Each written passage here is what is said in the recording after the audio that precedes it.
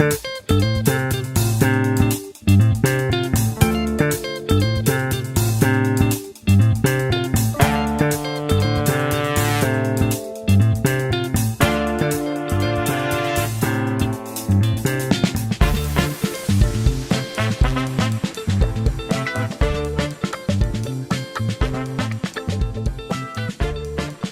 back to Terminal 234. It's Fey on the mic with...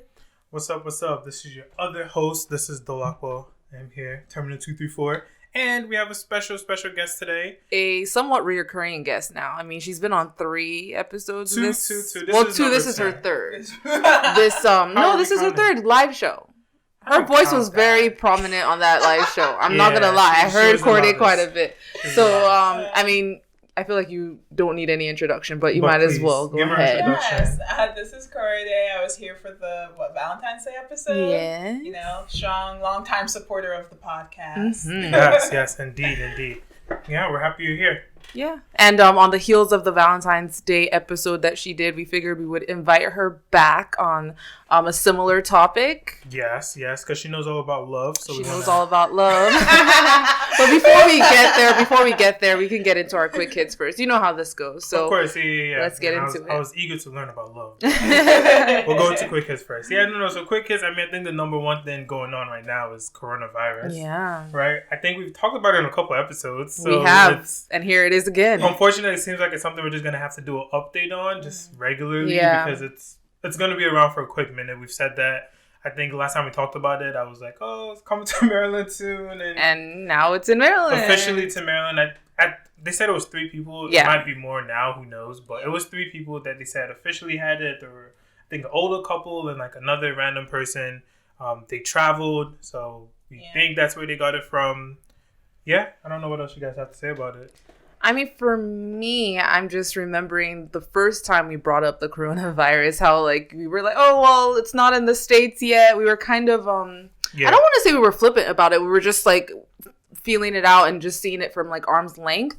But the way it's, like, coming to us, it just feels so reminiscent of those early reports in China and then other countries across the world thereafter. So it's just a matter of it's here now, and it feels like it's just continuously something new. There's always a new death or a new pronounced official case of the virus. So it's just feeling so deja vu and in a different way because it's so close to us now. What do you think, Korede? I mean, it's the CDC is kind of like a few weeks ago they were pretty much like it's not a case of if it gets here, but like when, and like it's here now at this point. Yeah. Mm-hmm. So there's not really much you can do other than just normal precautions like wash your hands, be mindful,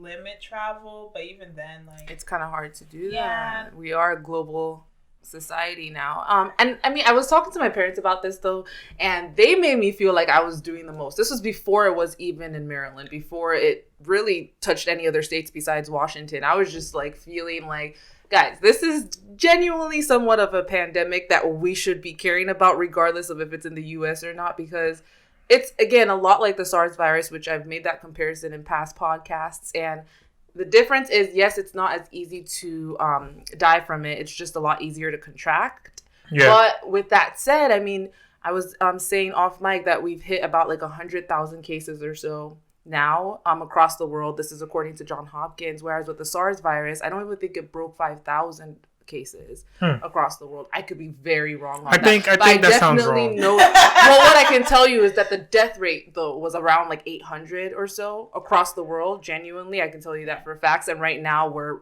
well into the thousands. So I think what I don't know this to be true, but I think what I've heard is that for the coronavirus, it actually doesn't kill you as, like, the percent of people that die from it is not that high. That's what I was saying. It gets contracted. It's spreading a lot faster than SARS did. Yeah, that's what I was saying. I'm like, I think as the last time I looked into this, it was like 2.5 or so deaths or percentage of the people who've contracted it that have died. Whereas with SARS, it was like 10% or so. Yeah. So it's definitely much more, I don't want to say easy to cure. It's just not as guaranteed that you'll die after contracting it. But what I'm saying is that because it's so easy to spread, and because it's gaining such momentum across the world, the number of people that are dying is unprecedented. Like, we're in double digits in the States. 2 weeks ago, it wasn't even here yet, or maybe 3 weeks ago. So I don't know. For me, that just gives me a bit of pause. And I don't know. I also feel like for me, we've known about this for like 7 weeks or whatever before I even touched any United States territory. Course, yeah. And we still somehow are reactionary with our protocol as opposed to being proactive. I mean, unfortunately, there's not like... I know people want them to do stuff, but there's not much to do. Like, they said, all right, no one come from China, but already left China. Like, the only, like, what are you going to do? Unfortunately, it's one of those things you don't get to. This is the argument I have with my parents. One of the things, for instance, is like testing. Testing shouldn't be as scarce as it is right now, because the thing is, when you're hearing about people who have confirmed cases, consider that there's multiples of that actually have it. The confirmed cases are only the people who have been tested by the CDC as of right now, because again, at one point they were keeping it very contained to the CDC being able to test it. And with that, it would take days for us to get results. And by then, multiple more people have contracted it. So they tried the whole containing method. Even in Washington, you can see how they've shifted from let's trace every case and contain it and contain it. And now they're reactionary, like we're just going to have to kind of, as we get cases, take care of these people. Yeah. But like, for instance, with the testing, if they had been more, I guess, intense, that's not the word I'm looking for, but just more aggressive, that's the word. With the testing, they would have been more aware of what was happening as opposed to reacting to. And I will say this. I actually went to Barbados. Of course, everyone knows my life, right? So I went to Barbados, like put you on blast. Valentine's Day weekend. And when I went there, when I landed, before you could get into the airport from the plane, they checked everyone. And in the U.S., they weren't doing that at that time. Yeah. So that just like kind of goes to your point of there's probably some stuff they could have done earlier to kind of. And I think at that point, if I'm not mistaken, at least probably like a week later was when it came to the U.S. So we just had a head start because we knew quite ahead of a lot of other countries, and we still somehow are feeling the same fate as, you know, other Western countries that have, you know, gotten the virus since China. But that's just my 2 cents on it. It really doesn't matter at this point. We just have to all stay vigilant, as we keep saying, stay observant of your condition. If you are sick, whatever it might be, just be careful. Wash your hands. Wash your hands for sure. People have said maybe do namaste, stop shaking hands, like, you know. Yeah. Guys, really. Though, do you know how like scarce hand sanitizer is right now? Miriam was telling me. It's crazy because it's like when people were mentioning, like, it's like hand sanitizer is like antibacterial. Like, it'll kill bacteria. Does nothing for this. It's a viral disease, so you need to like wash your hands. People are so silly. Like, people think hand sanitizer for washing your hands. They think hand sanitizer. Literally, I'm like, hand sanitizer to me is just like a money grab. Like, guys, like, that's not gonna save you from anything. You're gonna die if that's your health. Like, if that's what your plan is. Oh my gosh, like, I wouldn't say use hand sanitizer as a defense against corona, but I mean, I like me some hand sanitizer. I'm just saying, I use it on a regular basis. Like, wash your hands, and you can also. Yes. Exactly. Another country that I thought was kind of interesting was Saudi Arabia. I don't know if they have any confirmed cases. I kind of want to assume they do. It's hard to keep track. Everyone has it now. It's hard to keep track. Last time I checked, which wasn't that recent, maybe a week ago, they didn't have any confirmed cases yet. Okay. Yeah. But I mean, that's a long time ago. Yeah, that's what I'm saying. With this virus, that's a long time ago. Eons ago. Yeah. So I know that they are suspending Umrah, which I guess people that don't know is just a pilgrimage to Saudi Arabia and just all those places there, a religious thing. And it's a pretty big deal because, I mean, it's one I can imagine that's like a huge deal for coronavirus. Like, that's kind of where you don't want to be. Because initially they didn't even want to cancel Umrah. They were just canceling people who were, you know, coming from other countries, especially countries with confirmed cases, from coming to Umrah. And then eventually, as you're saying, they're just like, you know what, altogether we're just going to have to cancel it. Because just large gatherings are an issue. And I know in South Korea, which was, I think, the other country that's been hit the hardest since, or outside of mainland China. And Italy. I know a lot of the reason they had issues is because of a large religious gathering. I do not know the specifics of that, but apparently it was. That's kind of how it took off. Yes, that's how it took off. So I can understand why other countries are, you know, trying to prevent a similar fate. Yeah. It's going to be interesting to see what Japan decides to do with the Olympics. Yeah. They have been comments about that. I'm like really watching out for that. Because I can see it being see how the virus goes till like May. I think they're going to see the status by May and see if they'll either have to like push it till later in the year or. I have a good feeling that's probably. It's too much like. Oh, you can't. Oh my God. Yeah. They would never cancel. And you like they're know. Trying to maybe push it to later. And you know like years in advance that you're hosting the Olympics, so it's like you can't just all of a sudden cancel it. They built facilities just for the Olympics. They just put mad money, so they're not canceling it. But viruses can't really thrive in the heat, so I do think waiting till like summertime to see what's going on is a good. Yeah, and that's interesting too. Like the sporting angle. Obviously, I'm a sports fan, and a lot of sporting events like it hasn't really affected the U.S. yet to that level. But like I know, like in Europe, like in Italy, they're canceling games or like now they're playing games because they have to play their games. Right. But like in empty stadiums, like there's no one there. And I think actually recently this week they asked LeBron about it, like the prospect of NBA games with no fans. Yeah. And he was like, "Oh no, I'm never doing that." Well, what's like, funny? And it was funny because I was like, you might have to do that. Like, yeah. What's funny is I got like a notification. I have the ESPN notifications on, and I saw something along the lines of like teams needing to prepare for a case where they're playing to empty stands, and like they're like considering those cases right now. So it's only a matter of time. Yeah, because unless, like you said, unless they're going to just postpone everything, which for them might not be a bad idea just from the standpoint of they want to collect money from the fans.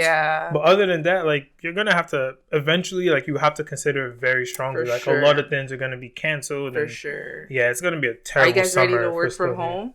I already can't go to my conference at the end of the month because like my work is like suspended all conference travel. But a lot of conferences have also like canceled. That's true. I'm out here trying to sign up for a conference. I didn't even think about it. They're like until this is like has let up. It's no conferences, no traveling. That is true. Yeah, it's a lot of work. Like you said, work from home is gonna be a big thing. I mean, I've been trying to work from home for a long time, but I don't want to work from home under these circumstances. Because then everybody else is working from home. And I don't mind. I don't mind if I just want to work from home. We can all do it. Like, I feel like I've been meeting a lot of people recently that all work from home, and it irks me. So like, you're jealous? I'm very jealous. Okay, that's a topic for another day. But no, definitely. We have to have more of those people. Oh man, that's a nice life. I think I would need a mixed bag, but again, topic for another day. So talking about people that hopefully don't work from home, I'm talking about politicians, guys. Oh God. Oh, you guys are never good. Yeah.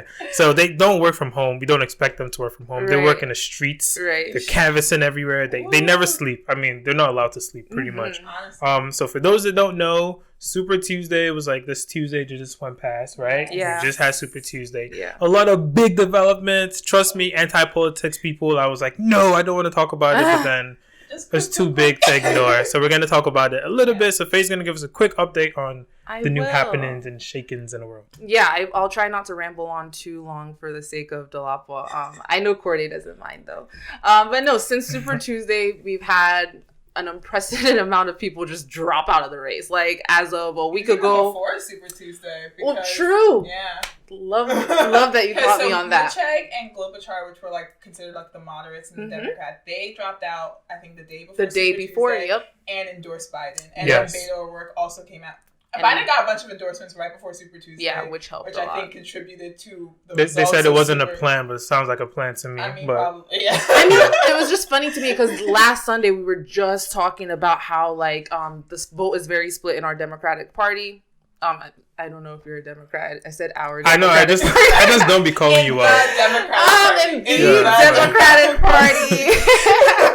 Democrats always assume everyone's a Democrat. Like, no. Sorry, guys. But no, the vote was very split. So it was just so interesting to me to see the next day so many people, just drop out and consolidate around Joe Biden. Because, I mean, at the end of the day, he has been the front runner when it comes to the moderate wing of the Democratic Party. And the black vote. That's what helped him a lot. Exactly, in South Carolina, which we talked about it. Even Super Tuesday, they said a lot of those southern states was like right, like Alabama, Tennessee. Yes, but that was why like South Carolina was big, right? It was like it was kind of like the first one. That, so once you see like, oh, black people, okay, like we're black, let's vote for it, like right. Right. So he's been the long-term front runner, and everybody kind of coalesced around him because they realized they really didn't have a way to get to the top. Buttigieg, especially being a major player in that. Yeah. He had great amount of percentage points when it came to like the overall landscape, but not enough to break through to be the candidate. So with that knowledge, he was like, you know what? Ahead of Super Tuesday, I'm gonna drop out to help this guy out, and Klobuchar followed suit, and like Korede said, so did Beto. And I've always liked Beto. I don't know, I have an affinity for him. So all three of them anyway coalesced around Joe Biden, and ultimately he ended up winning, I think, 10 out of the 14 states. Maybe 9. I could even be 9 to 11, one of those numbers. I think right now he leads in delegates. He does. But they're very close, him and Sanders. Because Sanders did win California, which was a big thing for him. Big. But he didn't win Texas, though, right? No. Just saying. Which is a big deal, actually. I love that you brought that up because I think Texas was an arena where they weren't even thinking Biden would be top 2. They were thinking Bloomberg could even surpass him for whatever reason. And then, and then following Super Tuesday, Bloomberg dropped out. Oh, did he? I didn't know the day after he dropped out and endorsed Biden. Okay. And then a few days after that, Warren has dropped out, but she has not endorsed anyone. Yeah, I've seen a lot of people on Twitter like, don't endorse any of these men. They don't deserve it. And I don't know. She's either not. I feel like she's not going to endorse someone, or if she does endorse, it's not going to come until after the. I was going to say, last year that's what she did with Hillary. She didn't endorse anybody until Hillary was the nominee. Is that what you were trying to say? No, I was thinking that she would still. If she's going to endorse, I thought she would still endorse while there's doing delegate count. Okay, but I think she will wait until. I think there's a huge likelihood that she'll wait until there's a nominee that's been selected, and then she'll just kind of endorse the Democratic candidate. That's not a bad idea. Just because for her, she's just such a nuanced candidate. Like she's not as aligned with Sanders as many people would like to think, but she's obviously kind of far off from Biden. So it's hard for her, and she's trying to like play that line and figure out what she wants to do, especially considering she wants to have a political future. Yeah. So branded herself as like she was supposed to be the unity candidate pretty much between like the very far left and like, the moderates, but it just and I'll say it here finally. I've been holding my tongue, but I've always been a Warren supporter. That's who I kind of liked. But I saw the writing on the wall weeks ago, and I knew she was never gonna be our candidate. Yeah, but I'm gonna hold my. It's fine. No, I have no hate. No, she did have a lot, like a huge amount of her fan base were young women, a lot of college education, just women in general. Yeah. Because that was what she cared about the most. And I mean, I don't blame her, but like, that's why I'm like, when you say that, like, what she cared about the most is being a woman, is what you're saying? No, I'm saying I'm so unsurprised by you being a Warren supporter. Like, I'm like, But I will speak for a lot of Warren supporters. I'm not running to Sanders. Like, whereas the media and a lot of people would just assume. I actually don't think so. I mean, I don't know that much, but from what I've seen, that's like the big question is like, people, they don't really think that it's so simple that everyone that supports Warren, because they're, like you said, they're different. Like they don't align as much as people might think. Assume. I was about to ask a question, but I don't remember anymore. Damn. Oh no. I had a good basic layman's question. Like so. I was gonna ask. So Warren, I did see someone suggest on Twitter that she should hold her endorsement and basically try to parlay it into like a VP situation. It's not gonna happen. Yeah, neither of the two front runners would choose I like that though. Neither of the two front runners would choose her as a VP. But they have to choose some. I think both. Definitely not Sanders. But you don't think Biden? I think Biden needs a younger person. Either of them who just like a more vibrant. Yeah. Either one who's gonna become nominee. They're definitely gonna choose a woman, and it's gonna have to be younger. Yeah. They can't have somebody. Cool. They're thinking about Stacey Abrams from Georgia as people they've considered.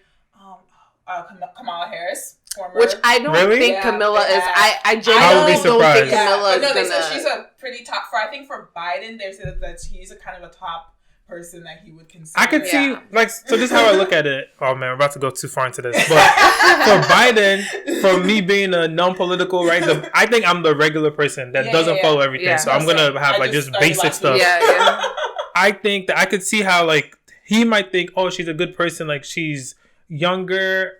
Yeah, she is. You mean Camilla? come out. Okay, I mean, I'm looking at her. I'm like, she's an older man, but compared to a 77-year-old man, yes, exactly. And she's like younger. She's a woman. She's black. Like she hits like everything. Yep. But then I feel like she struggled being that specific candidate. So I feel like the people that you'd expect her to pull, I'm not sure that she's gonna pull them. So that's why I'm like, I don't see why. When you're choosing a vice president, not, but yeah.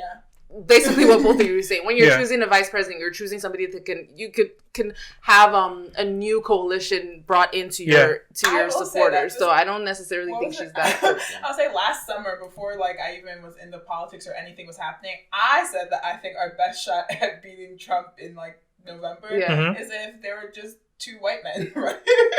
I mean, honestly, I feel like that's the only way we obviously, I can't bring up receipts on the podcast, but I literally was saying it maybe a month ago. I'm like, it's going to be between Biden and... I mean, and I don't think I'm it's like a hot take out there. It's going to be... Like, I was like, I think that it has to be a white man and it has to be a white man. I know that for the Democratic parties, they're like Democrats, they don't want that at all. And and they're going to follow suit of that. Right. But I think in general, when you think about the independents and the swing voters you have to get... Like, I think you can't really argue that much against when there's two white men. And once you have a woman of color, there's always something that they can be. It's a variable that you're not always sure how it's going to play. It could be good or it could be bad. Like, it'll never be neutral.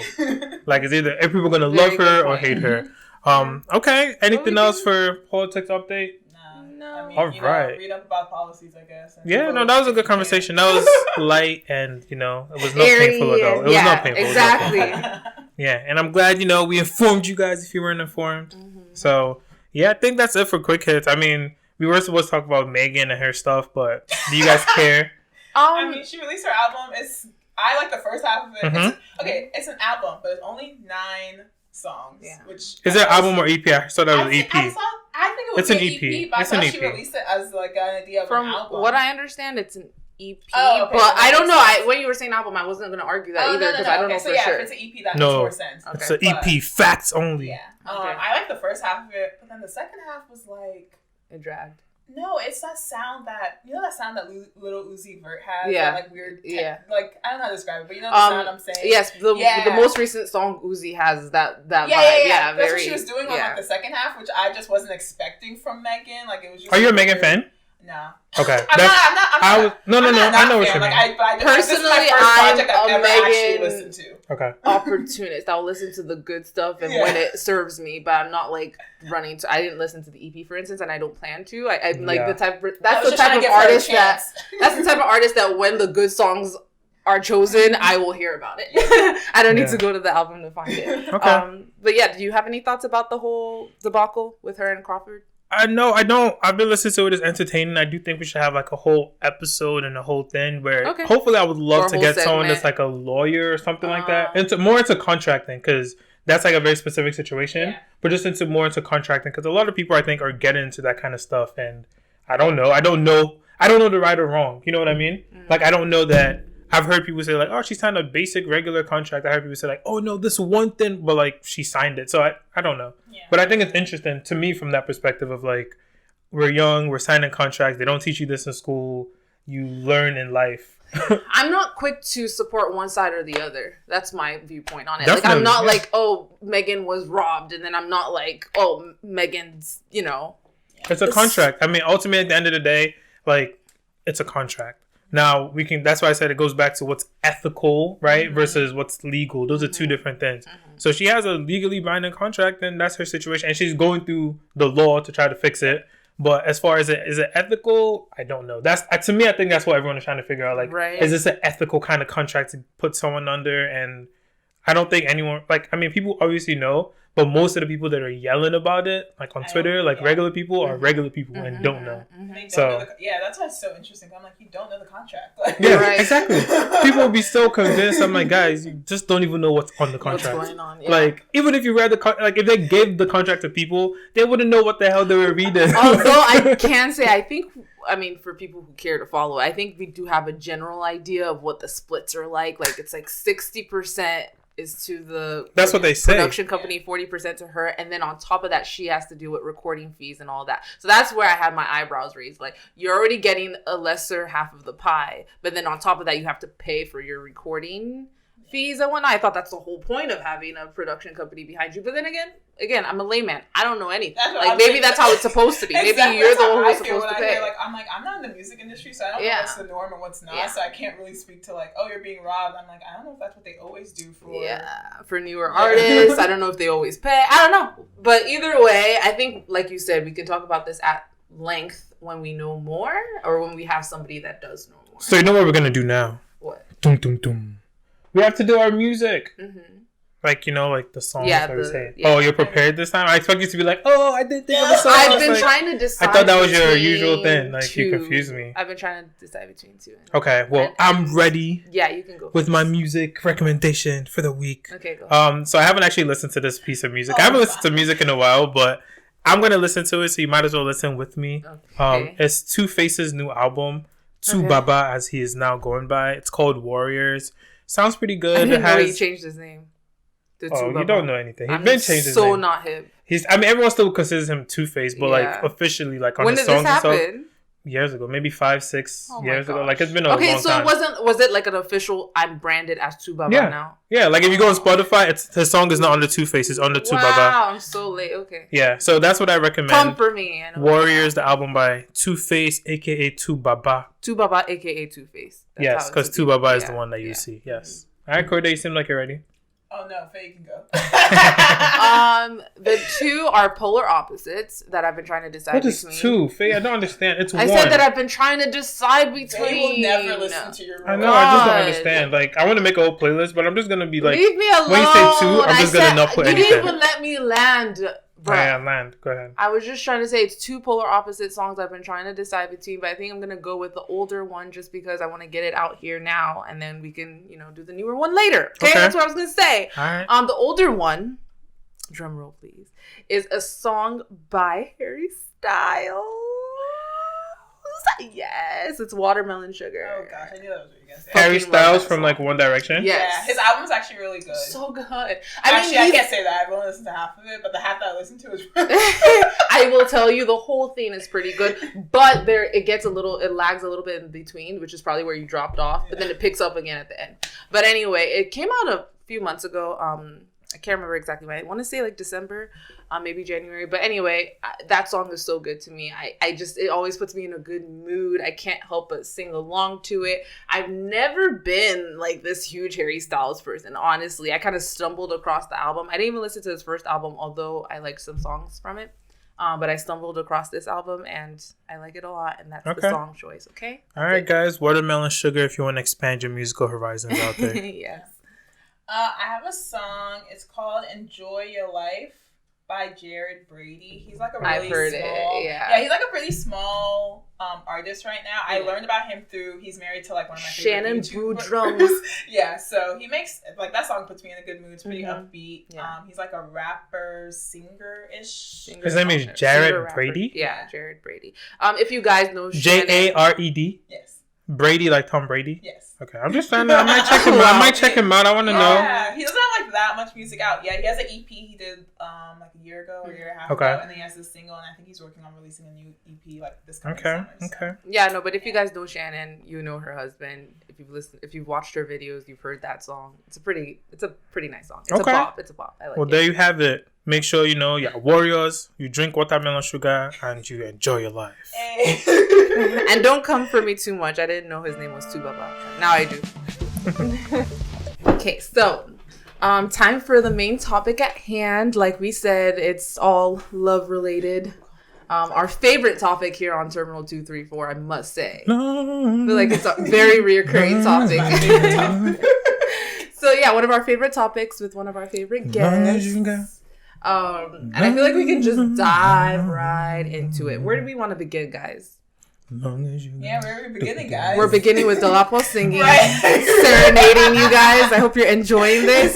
Guys, like every day I thank God for the world that I can't sing. Like, I would terrorize you guys. You don't even want it. Honestly, I always said that, if there was one thing I wish I had, that question, it would be like musical talent. Yeah, me too. Korede, so let's get right into it. Okay. So if someone came up to you and he sang you a song in the mall, said, "Let's go on a date," what's that? Is that like a straight no? Wait, this is is someone I don't know. Like, this is like a stranger. A random cute guy in the mall just comes up to you, just like... He had a cute... Yeah, no. Right. That was very important. Everything for context. Anything that is... A lot of things that are cute are also creepy based on whether or not you're attracted. Oh, I know. I figured that out. Yeah, that's why I'm like, once he added the guy's cute, because the picture I had in my head was not a cute guy, I must say. I mean, I feel like, they just came up and sang, and then they were like, oh, do you want to, like, go out after? I feel like I actually would go for it. Okay. No. That's honest. What song would you want them to be singing? Oh, please don't. I gave it. But, I mean, it does get to an important point, though, because I do think a lot of girls, so the way the world traditionally works, right? More so than not. Things are changing, but more so than not, the guy's the one that's going to, like, take the steps forward to be like, let's go on a date. I want to take you out kind of thing. So I always wonder, like, what's the criteria? Because I know girls that are like, oh, like, I have to be into you before we could even, like, I'm not going anywhere with you. And I know girls that are like, no, like, if I don't have anything against you right off the bat, then, like, I don't mind going on a date and finding out. I mean, how do you view it? Like, how do you feel going on a date? I think it would be more the second thing you said. Usually, especially if it's like a first date, if I don't have anything like against you, I'm always willing to just be like, oh yeah, let's like go on a date, see how we kind of vibe, see how like, we're feeling about each other, get to know each other more. Vibers Club. Yeah. Get to know each other more in like that context. And then, you know, if it doesn't, like, if we're like, oh, we don't really get along, then yeah, it's over. But okay. I'm usually I'm pretty open to giving people chances, like, for a first date. Okay, so for you, for a first date is not so significant that, like, you have to be into the person. It's just a matter of, like, let's test the waters. Let's see. Vibes. Yeah. See, there's unless you, like, have already turned me off before the date, then I'm like, oh, I don't even want to. I feel like I'm so different. Like, I have to be vibing with you. Beforehand. Like, I don't just do, like, open-ended dates usually. I have to be very intrigued by you. Okay, so when you say you have to be intrigued, like, how does someone get you to be intrigued before the date? Yeah. Because usually, I mean, for me, I don't know if it's the same for everybody else, but before you go on a first date, you're usually already talking and catching a vibe and whatever before the date is established. So there is a lot of talking situations that don't lead to a date. Whether it's because, like, the guy or girl doesn't initiate one, or because I think the vibes are just not there, so it drops off naturally. Okay. I don't think a date's ever established with anybody, at least for me again, without it being like there's an established vibe between. And I guess because I do a lot of like online dating, I have experience with both. Like, it's like, I've had people that I've met in person that I was already like, oh, we kind of click. Like, I want to like kind of explore where that goes. And then it's also like, there are people that you're just kind of texting, so you don't really 100% know, like, how someone texts may not be the same as how you are in person. Like, I've had people who are like the worst texters, so boring, but then we met in person, I'm like, oh my gosh, you're like actually so cool, like we get along really well. And I've had people who I've texted, I'm like, oh my gosh, like I really think I like this guy, like I really feel. And I met him in person, I was like, okay, I think that's a very important thing to bring up, actually, because last time we had an episode with Korede, like an official episode with her, the Valentine's Day episode, we ended it by saying we would like her to come back to talk about online dating and what that comes with, because I think I'm coming from a position where I really haven't had any dates that were kind of blind. You know, online dating is somewhat of a blind date, especially if there hasn't been much talking prior to the date. So I can understand why you're going just to test the waters and to see how it is. Whereas for me, most dates come from like an established I know you in some capacity. So with that said, I kind of think we should dive a little bit more into like the online dating aspect of your love life and what that means for you. So like overall, what's been your experience with online dating? Pretty like positive, I guess. Okay. Like, it's not, I know a lot of people like they get exhausted with online dating and I feel like online dating may not be for everyone, but I also feel like I think a lot of people are just kind of turned off by the idea of like, oh, I don't know this person. But I don't know if it's that much different than like you, like what your first example of just like a stranger coming up to you. Or like when I go to a party and someone That's what I was going to ask. Because when Faye said that, I was like, I don't see that huge difference of she was saying like, usually like I know the person a little bit. I'm like, yeah, online, like it's the same concept. Like you would talk, like you're not just going to, I don't know, connect on the app and like match and then be like date. Like you're gonna talk first. Okay. So I kind of see that. Like, I can see that. I can see what you guys mean, where there's not really much of a difference there. And at least that part. Yeah. There's obviously like the negative like connotation of like some people feel like online dating a lot of times people are only just looking for hookups, but it's just like in real life too. It's kind of like you just have to weed.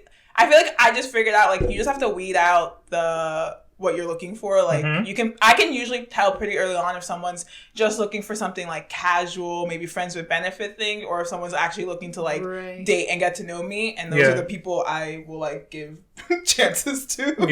So I don't think it's that much different than dating than regular dating. Okay, well, do you? Let me ask this. Let me ask this. Do you look at people dating online any differently? So I understand like the process maybe to you is the same, but I can almost, I don't know if this is true, and I don't know if this is some little thing in my head that's like, Dolapo, you're just crazy. Probably. But like, I almost see like, at least there used to be a stigma. I don't think it's as much anymore. Oh, yeah. But there used to be a stigma attached to people that are dating online, kind of like, oh, like you're dating online because you can't maybe date in real life, or like you have some kind of like, I don't know, like do you have that like little bit of thing in your mind, like, oh, like why is this perfect guy dating online? Like, people don't see him in real life? Yeah. I think the stigma, I think that was a lot more like when online dating first started. Yes, there was a lot of like, why would you do that? But I think now I don't really have that. Exactly. Like, I never feel that way because I'm also honest. Right, exactly. So that would be so hypocritical. From my point of view, and I want to hear what you think, Dolapo, too, after I'm done, because as somebody who's not on it, I don't personally see it any differently. I don't see them any differently, I should say. Yeah. Like, I think, like, especially the inception of Tinder kind of, like, just shattered all of that, because the introduction of online dating to our age group, I think, just changed how it's perceived altogether. Because I think once upon a time, it was like, oh, it's older people who were looking for a husband. Christian mingle. Right. Looking for a husband or wife, and they've been unlucky in love for however many years, for whatever reason. I don't think that's so much the case any longer. So for me, I don't look at those type of people any differently. I just think there are people who maybe, if anything, they're more like, I don't know, brave or outgoing or just more open to a different style of dating. I think definitely more open, and I do think more, for me as a guy, I would think any girl that I see on social media, not social media, but like online dating apps, I would assume them to be more serious. I don't know if that's really factual because I'm not on them and I haven't really ever used them, but outside of like, Tinder, we know what Tinder kind of became, like the other more reputable ones that people like, I would look at it as like, oh, like they're being serious, like they're, so like to me that's also like a thing of like, oh, like this person is looking for a husband, like, oh, so if I'm not ready for that, like, so it's almost like I can see that. Yeah, you see, for me, people who are online, it's more like I'm just interested in dating, and I'm serious about dating and like establishing relationships, and that could run the gamut of what type of relationships. I feel like there are people who are definitely there looking for a potential husband, and there are people who are literally just looking for attention. Yeah, and it doesn't really go beyond that. They're serious about getting that attention, but where it leads, they're not so. Yeah, no, I think you're right. I just think, to me, it's hard for me to get it on my head. But I just think, I think of it as like extremes. So I think of it as like they're literally just here for Tinder, they're here for friends with benefits, or they're here for like the complete opposite of like, no. You don't really think there's anybody in between. I think there's a lot of people in between. What do you think, Korede? I mean, I guess like, what's the in between? That's a good point. Like I said, people in between. It's like, I'm not necessarily looking for a hookup, but I'm not looking for my husband. I would be fine if either of those things happen. I would be fine if I just find a guy to take me out a couple times and we eat dinner together and we never hook up. Like, you know, I feel like there are people, again, who are on it in large capacity to get attention. Like I said, like I know people who like will swipe, close the app and not even care about who messaged them. Are people really doing that? Yeah, so they just want to see who swipe back. Say that is an issue for like when I think about. Cause I talk to a lot of guys about like their experience on the other end. Because like we have like our own woman experiences, but then for guys, it's like there are girls who just go on apps who just kind of like, it's like an ego boost, like these people like this guy matched with me. Girls are so weird. But because like they'll like literally they'll match with you and then not respond to a message. Yeah, that's as far as what I've heard from guys. It's like, why didn't you match with me then? I think that's a big case of like Tinder as a whole. Like Tinder as an app has pretty much like just degraded. Like it's. I feel like the chances of you getting an actual relationship from a match on Tinder is very, very small. Like you would have to put in a lot of work, and that I don't really think is worth it at all. There's levels. Yeah, but I mean, I've tried probably like most of the different dating apps, and Tinder is probably at this point, like using it in 2020 is is like the most amount of work for the least amount of payoff. Okay. So what are some of the other apps that you like? I know there's Hinge, there's OkCupid. There's so quite Hinge a bit out is there. cool. They like rebranded, so like their target is like people looking for relationships, and like that's kind of how their like marketing is. Like they're like, we want people to delete the app because they like found someone. Yeah. And also, I think I've met the most quality people from Hinge recently. I've tried like OkCupid. Your Bumble is pretty good. Plenty, I think Plenty's on the Tinder level. That's what I've heard. I've never tried Plenty of Fish. I don't know anything about it. Bumble I can't do because you don't like. Okay, that's what I was gonna say. I know a lot of women. Because again, I have a good amount of friends, like coworkers and whatnot, that say that Bumble as the lead, because the female is the lead in that scenario, as the lead, it feels more empowering. What do you mean by that? I've never heard of Bumble. Okay, so the way Bumble works is when you get matched, the woman has to respond, has to message the man first. Okay. In order for the conversations to even start. Whereas like that. Because like with something like Tinder, a lot of women are inundated with messages from a guy that they. Like again, like I said, they match with, they might don't not want any. It's like that's weird because it's like I don't get it. Trust me, I don't understand it. It's all politics. But with Bumble, like they might be like, okay, now I can weed out.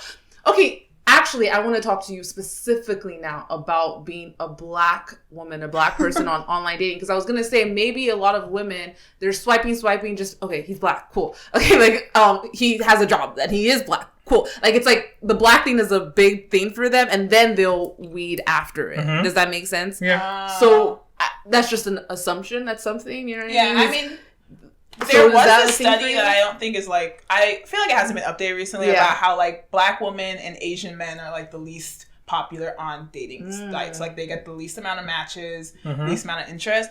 I don't think I necessarily like have that problem, but I also only like, I have a high preference for Black/Africans. Like I pretty much have only ended up matching / dating Africans just by, like, it's not like I seek them out, but it's just by chance, like that's who I'm matching. That's what you end up just liking. But do you feel like you have to swipe through 10 white guys before you get an African, or is it pretty? It's like kind of mixed. So some of them will let you do like preferences. Oh, okay. Like Hinge will let you kind of do preferences of like what your race is and like religion and like different things. Okay. I didn't know that. So I knew like age and whatnot. I didn't know they did it for race. So it's not. I mean, I still end up having to swipe through a lot of.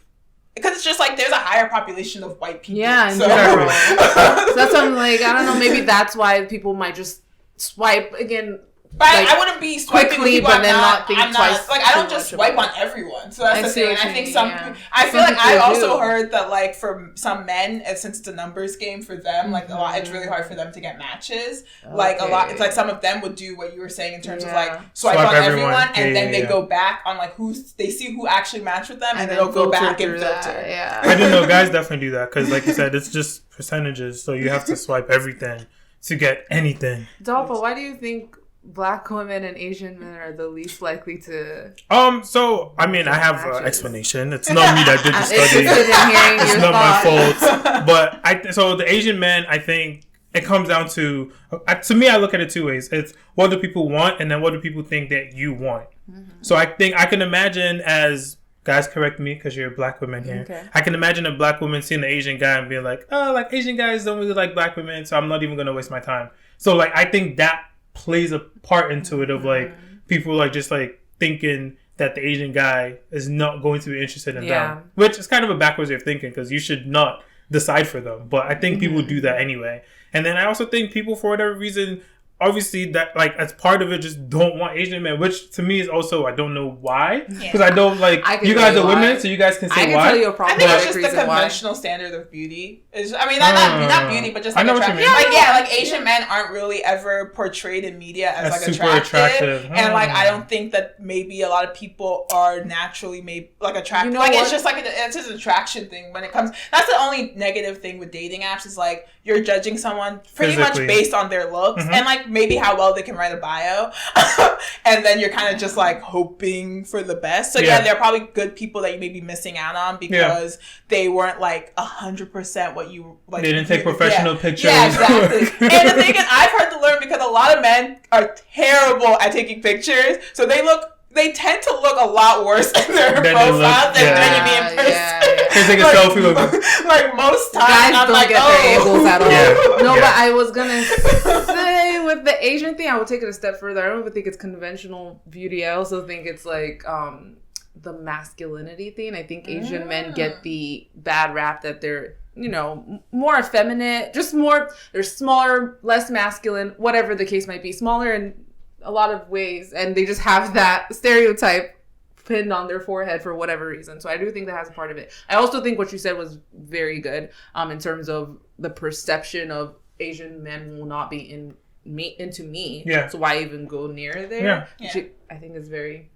Yeah. I mean, because if you think about it, like, it's easier for me to picture an Asian woman with a black man than it is for me to picture an Asian man with a black woman. I don't know if that's factual, but just for me, I feel like, I've seen that before. Yeah. But like the other way around, I'm like, have I seen that so much? Angela Yee, and her dad was Asian and her mom was black. Angela Yee from Breakfast Club, by the way. But anyway, there's many cases of that where there's an Asian man with a black woman. Of course, that's why I said it's not factual. Janae Aiko, that was the thing. Like I know these random people who have that as their life, so I'm surprised that we would come up with these perceptions, but I don't think they're far-fetched. But then I was gonna say on the other side of the coin with black women, similar vibe where, you know, white men just assume black women would not be into them. I know that's a thing for sure. But then also how I was saying Asian men are looked as less masculine. I think black women are seen as a little too aggressive or too much like strong-willed, like overpowering, whatever, all those stereotypes. Yeah. So that, again, is maybe a turn off for men because a lot of men do like the more demure woman. At least that's what I've heard. Yeah, I mean, it's just stereotypes. Podcasts. Ultimately, it's just the stereotypes that people have about other people, and I think that's just what those numbers show. Is just that people still hold those stereotypes because obviously they don't have enough experiences to make corrections to their stereotypes. Because that's how you fix stereotypes is your actual experiences. Yeah. Because if you have an experience with. When you meet an Asian guy and you're like, oh, he's actually like a man's man, and oh, he's not small in all these ways, as Faye said. Like, then you'd be like, oh, okay, maybe know what I mean. Maybe Asian guys are bad, and vice versa. So I think it's just stereotypes. Yeah, stereotype. Korede, let me ask you this, because this episode must be about dates. I want to know about dates. Okay, let's see about dates. The dating. But have you been met with any have you met any stereotypes? Since we're on stereotypes, do you feel like you're on a date and you're like someone's expecting some kind of reaction, expecting to behave a certain way, and you're like, why would you expect that? Like, especially like maybe not the first day, but especially the first day when they don't know you so much. Yeah. Actually, I recently went on a date with a guy who was like, oh man, I thought you were gonna be like mad awkward. Why? Because I had just been like dodging the bullet with him. So he's like, oh yeah, I just thought you were going to be mad awkward. Like, could I just have like a lot of rules in terms of like what I will accept as a date? So, oh Lord, that's why I want to get to the rules. Please, do share. Well, okay, so I don't do, if you're asking me, these are like my first date rules. Yes. Netflix and chill. I'm not doing that. Okay. That's just a rule I have. It's ended negative. Like, it's never been positive. Netflix and chill has never been just Netflix and chill. Exactly. So I'm like, I'm not, if you're asking me Netflix and chill and I haven't met you yet, then I'm like, no. Or like pretty much anything at someone else's house for the first date. I'm like, no, I would like to meet somewhere public, please. That's a good rule. And then pretty much, just like anything that I feel like it just needs to be an actual like date. Like I had a guy once who was like, oh, like let's chill in my car and like just talk. And I'm like, is this like what's happening right now? I'm like, this is not a thing. It's not a vibe. Okay. So it's like, but I don't even, and I think a lot of guys think they have to spend like all this money. Because I do know guys feel like, oh, I go on these dates, spend money, and the woman just really were using me for a meal. And nice it's like, meal. Yeah, exactly. And I'm like, that's unfortunate because I didn't realize that was the thing until recently. But I don't even need like an expensive date. Like it's like we can get ice cream. Like we can just take like a walk in the park. Exactly. Yeah. Just like something that makes me feel like, oh, we're like you're making an effort and like you want to like take me out. Yeah. So that's like pretty much my thing with dates. If you're on a first date, if the guy like expects you to pay for it, is that like no second date for him? I paid for my date one time. Oh my. You pay for the whole thing? No. Never in my life. Yo, if I pay for a date on a first date, I absolutely am not. Released from your life. I just can't even see myself paying for a date. So what would happen if you're on a date and the guy's like, oh, like, times are kind of rough right now. Like I'm doing some stuff. Can you take the tab? Like, can you pay for it? Actually, the thing is, I'm so nice. I feel like, I will take it. You would. I know you would. Yeah, I wouldn't. There would be no second date at all. Well, one time I split a bill on a first date. How did that happen? Why did you split it? Oh my God. I was trapped.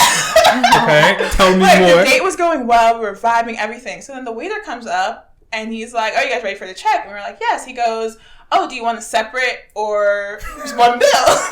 And so then I look at my date, and then my date looks at me and is like, what do you want to do? So then I'm like, okay, I like did math. I'm like, okay, so if I say one bill, then I'm expected to pay, I feel like. So I was like, I don't want to cover his meals. So then I was like, okay, I guess we can do separate. Yeah. Wow. That's crazy. How do you feel about that, Faye? I don't know if you've been in that situation, but how would you feel being in that situation? Freaks me out. Basically, with me, though, as much of a feminist as I want to say I am, that's one thing that I'm just, like, accustomed to, the guy paying. And I don't even do the playing games of, like, let me reach for my purse. We know what it is here. I literally learned that was like a turn off for guys. Oh, really? When, like, apparently, if you don't like at least offer. Oh yeah, I was gonna say. I've never in my life offered. Because the reason I call it a game is because we know what the fuck it is. Like, let's stop playing around. Like, I don't know why you want me to pretend I'm like, what is that? Like, I just don't get it because I've heard that. I thought you were gonna say you've heard it to turn off that. No, they'll be like, oh, I would like for the girl to at least offer. To me, I'm just like, and I'm like, honestly, like I've said, the dates I go on, it's rarely that we've not been talking or vibing or whatever prior. So you usually know my nature, and I'm not the type that's trying to mooch off of you or anything of the sort. Not even close. Yeah. So it's like, I don't know why we would even do the playing games thing. I might mention it. I'm like, I've made a joke about it before. Like, oh, am I supposed to pretend to get my card? I'm not going to ever, like, actually pretend. Because it is, at the end of the day, pretending. So it's like... I'm pretending until you actually have your card out and they're like, oh, you got it. Exactly. So I'm just so taken aback by what happened to you because it's like, I literally would not even look back at the waiter. I would just sit there and wait for him to decide what he wants to do. It's fine if you want to say separate the bill, but I'm going to let him say it. Like, I'm not going to take the opportunity to say, you can say that and I'll pay my way. But, I know what you mean, but I mean, that kind of a person, like, that guy's a real G, man. That guy's I'm like, wow. Ask her, what do you want to do? And, like, you said he literally put it in your court and you could not win. It would be like, oh, I'm not sure, whatever. I'll follow your lead. Yeah. That's literally what I would say back. I would not answer. I'll follow your lead. But I get it. I don't know if I would even know what to do. I would just be so shocked. That was that's really crazy. What do you think about that? The whole dating on first date. I think it's just stupid. Whatever. I think, to me, I'm traditionalist, so it's nice. See, when you're a traditionalist, you're not trying to be all this. Everything is so simple because you don't have to say, "Oh, I'm feminist," but I'm just straight up traditionalist. So on the date, the guy should just pay. Yeah. Period. To me, I think that is it nice if a girl wants to actually pay, like not pretending. If a girl's like, oh, like maybe not a first date situation, exactly. Like we've been on some dates, like like let me pay for this date, like I want to treat you, exactly. I would have no problem with the girl paying for me on a random date, but on the first date, like. I don't want to split because I would be offended. Like, nah, like, let me, like, I'm going to pay. Yeah. So, like, literally the person brought the bill, like, in that situation. Like, oh, do you want to split or separate? Like, or one bill or separate bills? I'm like, yeah, like, just give it to me. Like, that's my response. Right. Like, that's been my experience most days. Like, the positive dates I go on, most of the time I don't even see the bill. Like, by the time the person puts the bill, the guy will just take it. So I don't even have to do, like, the fake reach thing because they're just like, and also that waiter was also an enemy of progress. Because most waiters would just give it. No, you're right. But most waiters, you come with one and then let the people say something, or they look at the guy and just. Do you know what they do? Most waiters, when I'm in a date situation, is they'll come to me. I'll put the bill in front of you. I literally always make a joke like, oh, like what makes you think I'm the one to pay it? I've been in a situation where I literally put it in front of him. I'm on a drink stay, and we had been joking before because he was like, I was like, oh, like, are you expecting me to pay for my drinks? I was like, I have the money, but like, I think you should cover it. And when the bartender came, he put the bill right. Yes, good. No, but I've actually been on a platonic friend date with the opposite sex, and that happened where they literally just put the bill in front of them. I'm like, oh no, like. X, meaning person's name. They think we're in a date. Like, that's funny. Yeah. Like, and then I told the waiter, let's your split platonic the bill. your platonic friend dates don't cover your bill. No, he was going to. He wasn't saying anything. Literally. Phase like, let's cross any lines. Don't pay for me. Because this person listened to the podcast, so I don't want them to think I didn't think they were going to pay. They literally were going to pay. They were fine with it. They were like getting ready to pay. And I was like, oh wait, they only gave you the bill. Then that's when I caught it. I was like, they think we're on a date. Let's change that. And then like Faye's platonic friend was like, yeah, we are on a date. In his head. He was like, he's gonna listen to this podcast and realize that was the before, date. Yeah, exactly. Before we round up, that's actually a good question. We'll end up with this. But what makes a platonic date different than like a real like potential romantic date? Like, how do you notify like it's different? Very easy answer for you. In this particular case, my guy had a girlfriend, so it wasn't. That doesn't make it like to you. Sounds easy. That sounds like nothing it's easy like at one of all those about things. that. Like we just know where we stand, guys. It wasn't even no. I understand that. Okay, maybe for that situation. Yeah. So I'm not asking about that situation, but in general, you just like know, don't you? That's I feel like if it's someone I've been friends with, like I'm friends with this person, we're just friends, then I would assume if they're like, oh, let's hang out. I think it's also the wording. Like if they're like, I don't know, I want to take you out. It's different. That's what I'm asking. I've never been in that situation. Yeah. I think go to the movies with someone I would consider a friend, and like to this day, I don't know if that was a date or not. He did pay for the tickets. That's my question. Like, what makes you decide? Like, is it just because to me it seems like you obviously know, like you said, you just know how you see that person.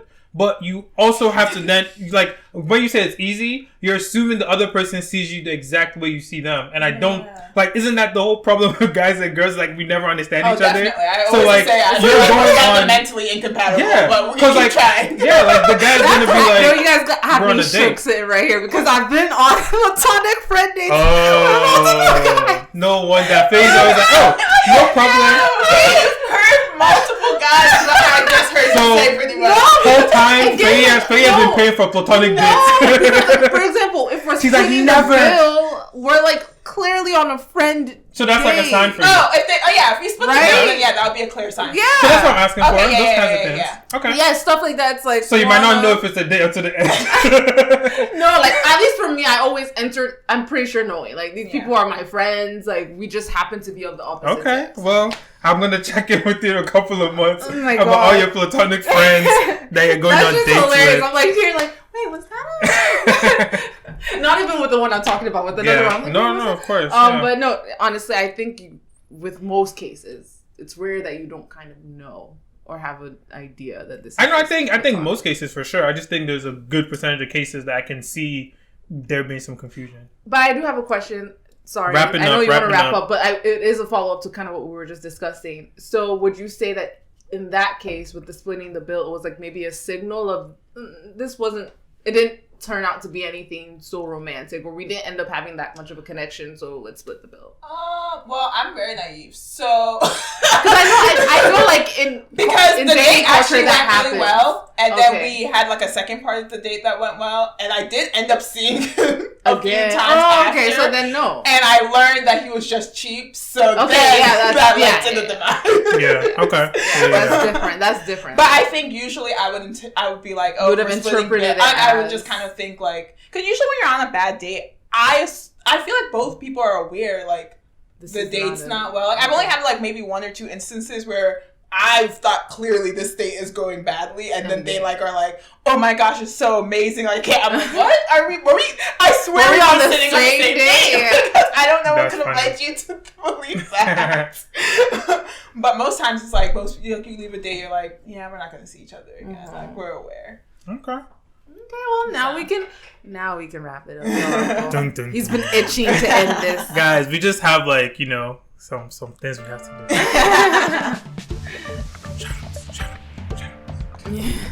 It's shout out time. Okay, I like it. Our guests slipping right in there. It is shout out time. I'm still working on our shout out time song. So, guys. Sounded like you were working on it just now. No, like I really think we need like, how like why not to be like it's a family reunion. Like I wanna shout out time. Okay, sorry guys. I want to delete that video. You guys are not gonna see that. No, but we do have a few shout outs to do. How about we follow up on a shout out we had last week with Netflix Ninja. Was it Netflix Ninja? Yeah. So it was Netflix Ninja. I think we talked about it as well. But Netflix Ninja was like one thing. Queen Sono. Exactly. We talked about Queen Sono. It is officially on Netflix. If you guys haven't checked it out, it's a show based on like a South African detective lady, and it's pretty good. It's it's good quality production, all that good stuff. I watched one episode like yesterday or 2 days ago, and it was okay. I don't know if it's my cup of tea. Like, I'm not about to watch every episode, I don't think. I mean, just being honest, like, don't say I recommended it and be mad at me that you don't like it or something, but it's not bad. Like, it's okay. It's a pretty okay show. And it's nice to see them invest in the stuff that like Africans might like and love. So I imagine people will connect to it. So shout out to those people, and Netflix again for collaborating with us. In the vein of Netflix, I'm going to take this all the way left. This is going to be such a weird shout out, but I'm remembering that Korede is in love with a show on Netflix called Love is Blind, and it's literally taking the world by storm. I haven't even watched it yet, but I cannot turn anywhere without hearing about this show. It's everywhere. And we were just talking about, all things love, dating, truly, blah, blah, blah. It's like the most cringeworthy but great show. It's like reality TV at its finest. Yeah.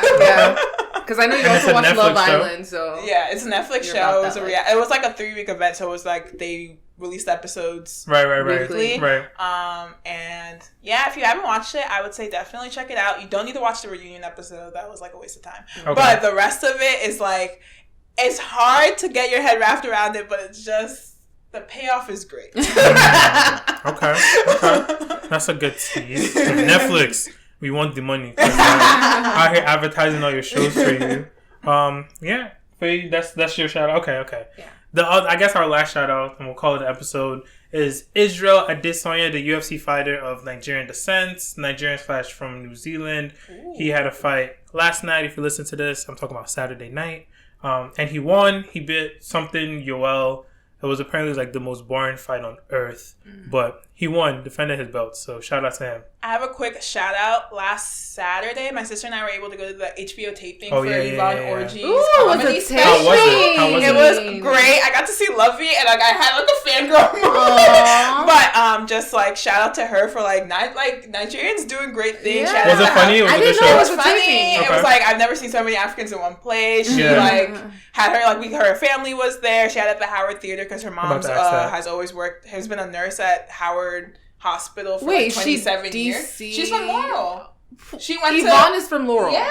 Her tour is called Lagos to Laurel. So so she... That was the name of her comedy tour. That is that's just some inside shit that me and Dolapo just related on. You don't want to know. Wow. We can't even talk about that, but that is crazy. Yeah, she because she came to College Park a couple years when I was there. She did a talk there, and she talked about being from the area. I think her brother went there too. But just shout out to Nigerians doing big. I think it's coming out this summer, so make sure you support. It's gonna be on HBO. Yeah. Shout out to her, man. I really didn't think you guys would have a good time, so I'm glad you did. Yeah, it was fun. I was low-key scared that she wasn't going to be funny and all that stuff. Why? Because I don't think of her as a stand-up. I mean, I don't know her in that vein. She does stand up. I don't know that. So I was like, I didn't know. So shout out to her, man. Shout out to, like Korede said, Nigerians and Africans doing big things. Hey.